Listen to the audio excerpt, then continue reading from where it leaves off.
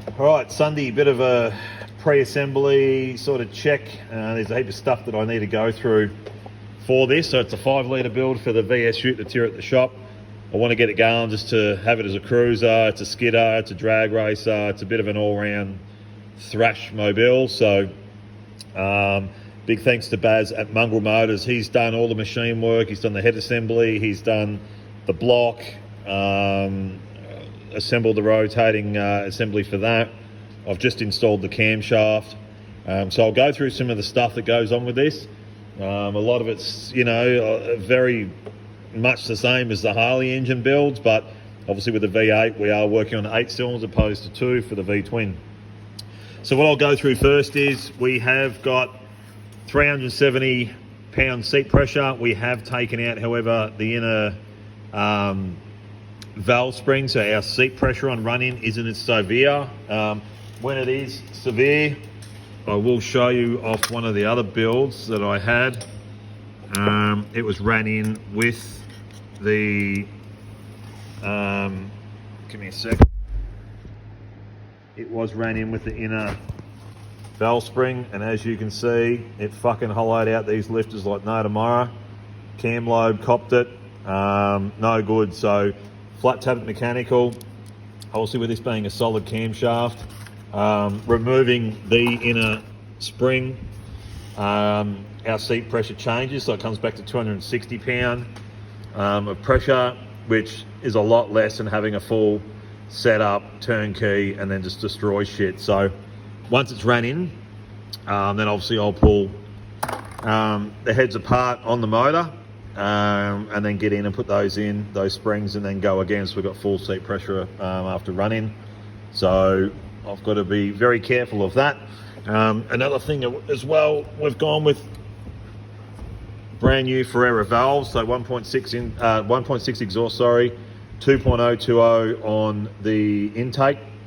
Now the old valve was a 1.944, that's what I measured, 4.5, so to speak, but the difference in size is absolutely awesome. So these are going to work really well, and the good thing is with the Ferreira valves, how they're actually made, we're seeing a marginal allowance for compression. So these are a 59cc chamber with those valves, and as you can tell out of the valve itself essentially, and the stockers, the way they're made and how deep they go into the face of the valve on the bottom side, having more meat obviously in here and filled in, we're going to see compression ratio up.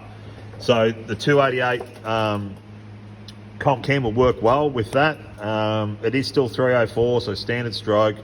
It's not a stroker, I get it, but this thing revs up pretty quickly to 7,500, probably where it shouldn't be, but that's where I seem to let the thing sit quite a lot. So we're trying to obviously just fabricate this thing to hold up to that somewhat for what I do.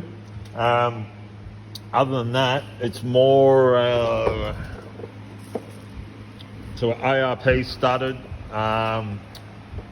Still got to find shit in this shop, but zero deck on the block, so zero deck across with pistons 2 block, JP dual timing row timing kit on it. So even with this, I've got to I have ordered a cam degree wheel so I can check the timing on the camshaft with this JP setup, which I could even go brand new again and get a Rollmaster, whatever. We have got advance and retard allowance on the gear off the crank. Anywho, that's just another thing I got to go through. These are the Yellow Terra roller rockers I've been using. I am updating these, so these will be for sale if anyone's got a 304 VN headed thing, 308 VN headed, whatever. I will sell these because I've got to go to a better updated Yellow Terra roller rocker because this thing does get revved to the moon. So yeah, if anyone's interested, but what I've got to do is get the new lifters, new rocker gear, and then take measurements. So I've got to do a lift check, make sure that's within reason where it's got to be. With how we've set this engine up with that 288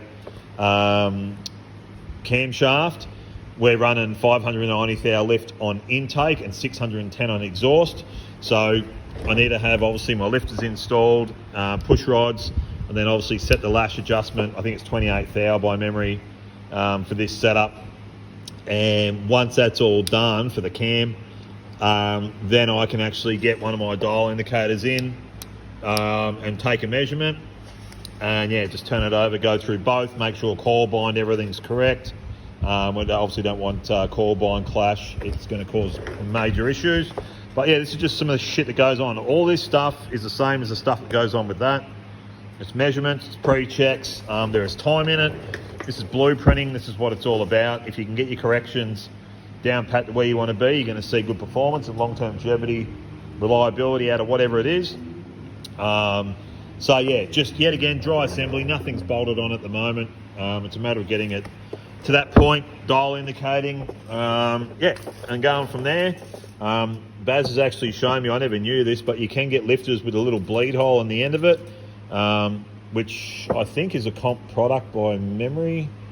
I can't remember, I'll have to double check, but these things need it. You know, with these flat tappets, how much that's hollowed out is quite significant. And I've taken a measurement, even though it's just vernier